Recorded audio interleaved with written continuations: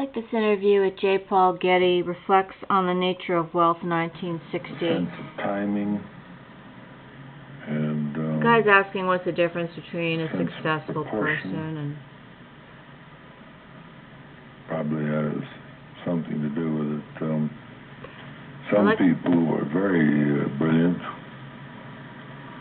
never able to distinguish the possible from the impossible. The impossible from the possible. That's one thing. If a man is going to make success, he has to start with something that's possible for him to do. If he has an impossible objective, well, then he's not going to be successful. And yet, in the case of both yourself and your father, you tackled the impossible.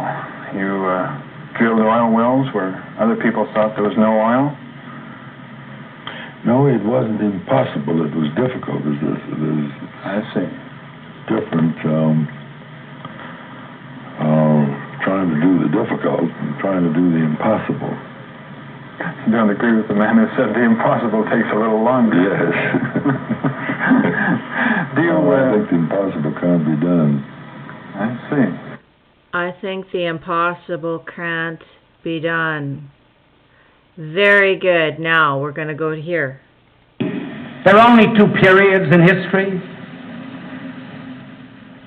One is our ascent from the gorilla to the death of God, and the other is from the death of God to the making of a new earth through communism.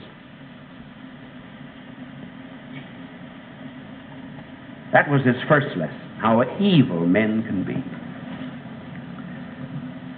And the second lesson that he learned was about a social system that evil men can create. That social system that exists in the land where he lived. Churchill describes that land as the dividing of it as the Iron Curtain. That description would never satisfy Dostoyevsky.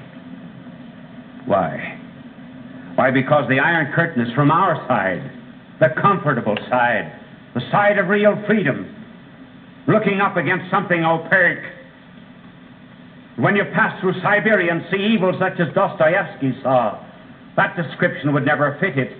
And so in Letters from the Underworld, he describes the new race of men and what it means to live under this type of man.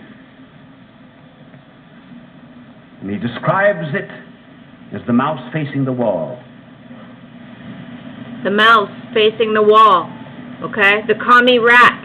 He said a mouse will ultimately come to the last wall, and he will gnaw, but he cannot get through. That's where it comes A bull in the face of a wall will respect it. He will not charge it. It's something sacred. A bull will respect a wall. But a mouse. But A a mouse rat. will gnaw and gnaw and gnaw and be frustrated because he cannot get through. What is the wall? The wall is the impossible. Got it. Got it. The It is wall. that social system under which men must live unto eternal frustration.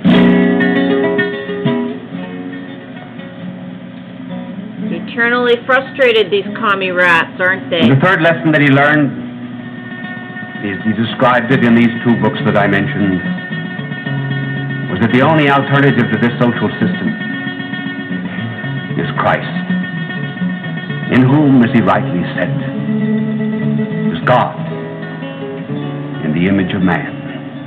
He said, I thank the Almighty that I have passed through Siberia, because I've learned now the essence of man. And I have also learned, he said, that it is only in Christ that I must repose. And later on, when Belinsky, the atheist, would try to win him over to his atheism, Dostoyevsky said in his own queer way, he said, Belinsky, he said, I would rather be wrong with Christ than right with you. Prison spoiled some men. It spoiled Oscar Wilde. He lost all of his creativity in prison. He came out of prison. wander the streets of London under a diabolical... So that's where they get the term commie rat, is someone who is like that mouse that Dostoyevsky talked about, that just gnaws and gnaws at the impossible. He doesn't know when to stop. Dostoyevsky came out.